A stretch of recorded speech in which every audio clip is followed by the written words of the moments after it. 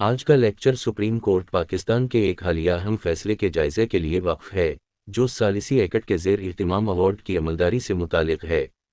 متعلقہ حوالہ جات ہیں: 2024 S chief minister R 344 civil appeal number 23 کے 2017۔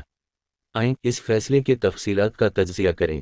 ثالثی ایکٹ 1940 کی دفعہ 32 کے تحت ایوارڈ کی عملداری کے لیے دعویٰ قائم کرنے کی قانونی گنجائش موجود نہیں ہے۔ مدعی نے زیر بحث ہونے والی رقم 38 لاکھ روپے کی بازیابی کے لیے ثالثی کا رخ کیا تھا، جس کے نتیجے میں ایک ایوارڈ جاری ہوا، جس میں مدعا علی خان کو 2 ایکڑ زمین مدعی کے حوالے کرنے کے پابند قرار دیا گیا۔ مدعی کا دعویٰ ہے کہ زمین کا قبضہ انہیں دے دیا گیا تھا، مگر ریونیو ریکارڈ میں اس کی توثیق نہیں کی گئی۔ ان حالات کی بنیاد پر وہ عدالت سے رسمی تسلیم شدہ مالک کا درجہ چاہتے ہیں۔ باوجود اس کے کہ مدعی ایوارڈ کی قانونی حیثیت کو تسلیم کرتا ہے، مدعا علی خان نے ثالثی معاہدے کی منسوخی کا دعویٰ کیا اور ایوارڈ کو بے اثر اور غیر قابل عمل قرار دینے کا اصرار کیا۔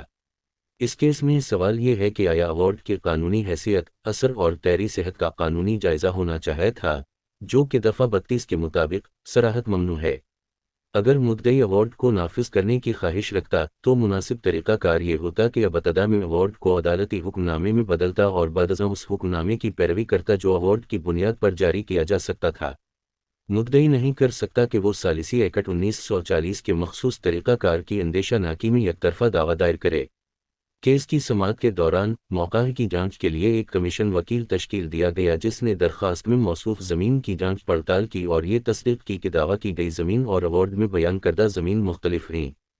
کسی بھی فریق نے کمیشن کی رپورٹ کو مسترد نہیں کیا۔ کمیشن کی رپورٹ کے حوالے سے مدعی کا زبانی شہادت کہ مدعا علی خان نے انہیں زمین کا قبضہ سونپا تھا، مشتبہ قرار دیا گیا۔ اس مرحلے پر مدعی سے توقع کی گئی تھی کہ وہ متعلقہ ریونیو ریکارڈ یا ریونیو افسر کو پیش کرتا کہ مدعا علی خان نے رضاکارانہ طور پر ایوارڈ کی پیروی میں زمین کا قبضہ مدعی کو دے دیا تھا، تاہم مدعی یہ کرنے میں ناکام رہا۔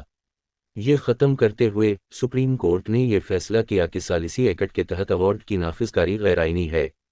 مدعا علی خان کو اپنے دفاع کے ساتھ جاری رکھنے کی اجازت دی گئی تھی کہ دعویدار کے قبضے کی کمی کی بنا پر ایوارڈ باطل اور بے بنیاد تھا۔ عدالت نے زور دیا کہ کسی قانونی شناخت کے بغیر ایوارڈ کی نافذ کاری دونوں فریقوں کے مفادات کے لیے نقصان دہ ہے کیونکہ یہ ایکٹ کے اصل مقصد کو کمزور کرتی ہے۔ عدالت نے یہ بھی نوٹ کیا کہ دعویدار ایوارڈ کی بنیاد پر عدالتی فرمان حاصل کر سکتا تھا، بجائے ایکٹ کے تحت دعوی شروع کرنے کے، جو زیادہ مناسب اور قانون کی نیت کے مطابق ہوتا۔